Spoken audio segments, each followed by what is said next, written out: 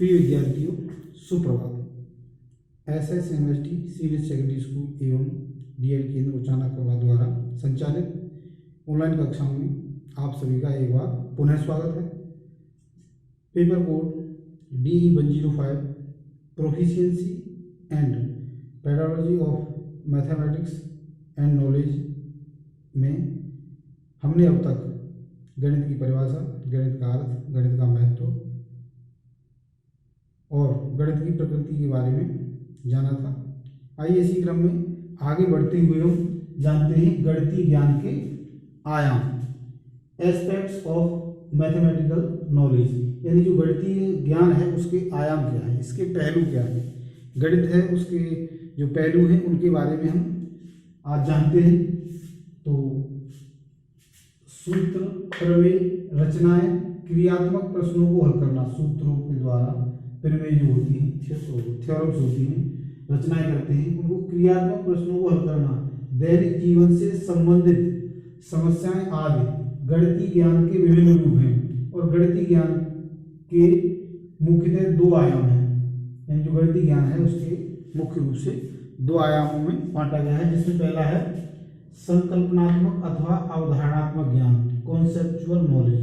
संकल्पना या अवधारणा क्या होती है, यानी जो हमारा गणितीय ज्ञान है उसकी संकल्पना क्या है, तो इसके बारे में हम जानते हैं। विषय वस्तु के प्रत्ययों, नियमों को अच्छे से समझने वाला तथा संबंधित करने वाला ज्ञान ही संकल्पनात्मक ज्ञान कहलाता है। संकल्पना का मतलब होता है कि हम जो हमें ज्ञान दिया जा रहा है हम उसको रटे नहीं, रटने से, बार बार दोहराने से हमें कॉन्सेप्चुअल नॉलेज प्राप्त नहीं हो सकती, हमें संकल्पनात्मक ज्ञान प्राप्त नहीं हो सकता। हमें जो भी बताया जाता है उसे बिना रटे हुए, बिना दोहराए हुए अच्छे से समझना, उसके कॉन्सेप्ट को क्लियर करना, यानी हमें जो सूत्र के द्वारा, प्रमेय के द्वारा या अन्य क्रियात्मक गणनाओं के द्वारा जो हमें समझाया जा रहा है उसको यदि हम रटे नहीं, समझें, तो उसे हम कॉन्सेप्चुअल नॉलेज कहेंगे। जैसे मान लीजिएगा कोई भी आकृति है उसका क्षेत्रफल निकालना है, तो जो क्षेत्रफल है उसका सूत्र लंबाई गुणा चौड़ाई है, और इसकी जो अवधारणा है उसको समझने के लिए हम क्या करेंगे कि इस सूत्र की गणना या इस सूत्र की रचना कैसे हुई। तो हम एक उदाहरण ले सकते हैं। बहुत पहले की बात है, जब दो किसान थे, उन किसानों ने, उनके पास एक एक खेत था। एक दिन एक किसान ने दूसरे किसान से जाकर कहा कि मेरे पास दो खेत हैं और आपके पास एक खेत है, अर्थात मेरे पास आपसे ज़्यादा है।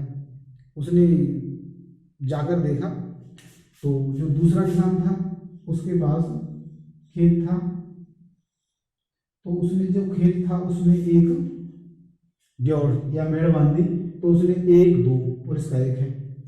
अब उन दोनों किसानों में से जो किसान जिसका 1 था उसके मन में भी आया कि इसके पास 2 है, तो उसने क्या किया कि अपने खेत में 1 जोड़ और 1 और।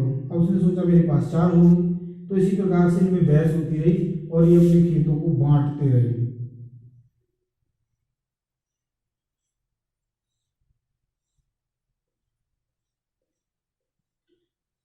तो बांटने के बाद अब इन्होंने अंत में आकर ये देखा कि दोनों के खेतों में समान आकार के वर्गाकार खाने बन गए हैं। अब इन वर्गाकार खानों को गिना गया, 1 2 3 4 5 6 7 8 9 10 11 12 13 14 15 16 17 18 19 20 21 22 23 24, यानी इसके 24 खाने थे। और 1 2 3 4 5 6 7 8 9 10 11 12 13 14 15 16 17 18 19 20 21 22 23 24 25 26 27 28, इसके 28 खाने थे। अर्थात जो दूसरा किसान था उसके खेत का आकार बड़ा था, इसमें 28 वर्गाकार खाने और इसमें 24 वर्गाकार खाने हैं। अब इन्होंने देखा गिनने की अपेक्षा 1 2 3 4 5 6, यानी जो लंबाई वाली साइड है उसमें 6 है और 1 2 3 4 इसमें 4 है, तो 6 और 4 का गुणा करेंगे तो हमें 24 प्राप्त होगा। ऐसे इसमें 1 2 3 4 5 6 7 और 1 2 3 4 इधर 4 हैं, तो हम इनका गुणा करेंगे तो हमें 28 प्राप्त होगा। तो इस प्रकार से ये हमें सूत्र प्राप्त हुआ है। और यदि हम इस तरीके से बच्चों को समझाएंगे तो फिर वो लंबाई गुणा चौड़ाई ही क्यों है उसको रटेंगे नहीं, समझ लेंगे, कॉन्सेप्ट क्लियर हो जाएगा। तो कई बार बच्चे जब हम गणना कराते हैं तो परिमाप पूछते हैं तो क्षेत्रफल निकाल देते हैं, और क्षेत्रफल पूछते हैं तो परिमाप निकाल देते हैं। यह गलती इसलिए होती है कि उन्हें अभी उसकी अवधारणा या संकल्पनात्मक ज्ञान तक नहीं पहुंचे हैं। तो यदि हम बच्चों को संकल्पनात्मक ज्ञान में इस प्रकार के उदाहरणों से समझाएं तो वह गलती नहीं करेंगे। यदि क्षेत्रफल पूछा गया है तो क्षेत्रफल ही बताएंगे, और परिमाप पूछा गया है तो परिमाप ही बताएंगे। तो इस प्रकार की जो अवधारणा है, इस प्रकार का ज्ञान है, उसे हम संकल्पनात्मक या अवधारणात्मक या कॉन्सेप्चुअल नॉलेज के बारे के रूप में जानते हैं।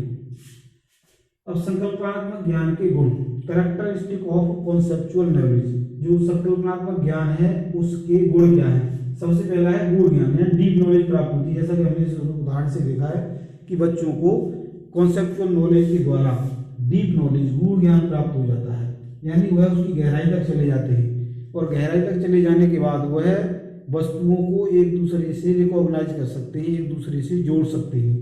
तो जब तक हम इस प्रकार के उदाहरण नहीं लेंगे तब तक बच्चे गूढ़ ज्ञान नहीं प्राप्त कर सकते।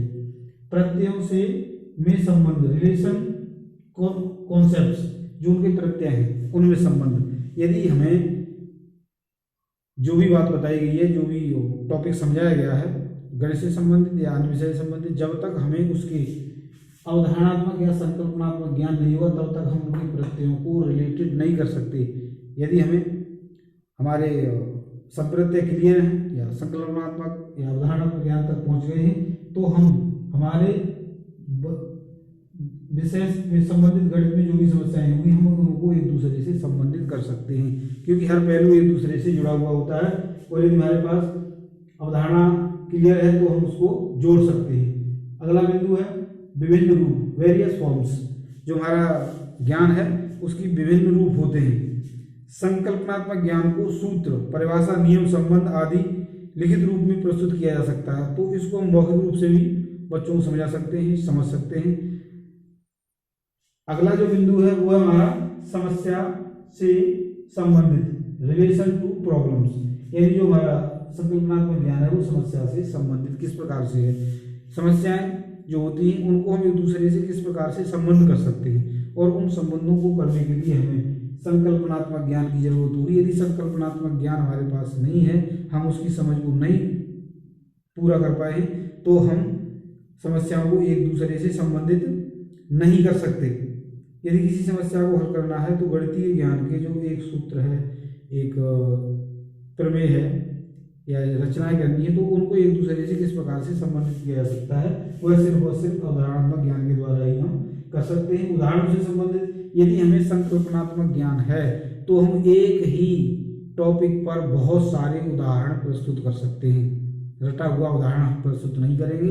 यदि हमारा कॉन्सेप्ट क्लियर है तो हम विभिन्न प्रकार के उदाहरण बच्चों के सामने रख सकते हैं और बच्चे भी उसको आसानी से प्रस्तुत कर सकते हैं। अगला हमारा बिंदु है संबंध तथा विश्लेषण, रिलेशन एंड एनालिसिस, यानी जो गणित विषय है उसमें अलग अलग टॉपिक्स होते हैं, उन टॉपिक्स को संबंध तथा विश्लेषण को संबंधित कैसे करना है, फिर उसको एनालाइज कैसे करना है। यदि हमारे पास कॉन्सेप्चुअल नॉलेज है, अवधारणात्मक ज्ञान है, तो हम इन चीज़ों को संबंधित और विश्लेषण उनका संबंध कर सकते हैं, यानी उनमें क्या संबंध है यह देख सकते हैं, बता सकते हैं और उसका विश्लेषण भी आसानी से कर सकते हैं।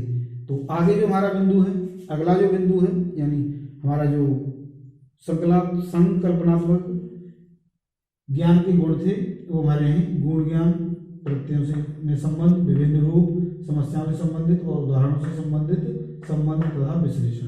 तो नंबर दूसरा है, दूसरा आयाम है, उसके बारे में हम कल पढ़ेंगे। तो जो दूसरा हमारा आयाम है उसे हम कहते हैं प्रक्रियात्मक ज्ञान, प्रक्रियात्मक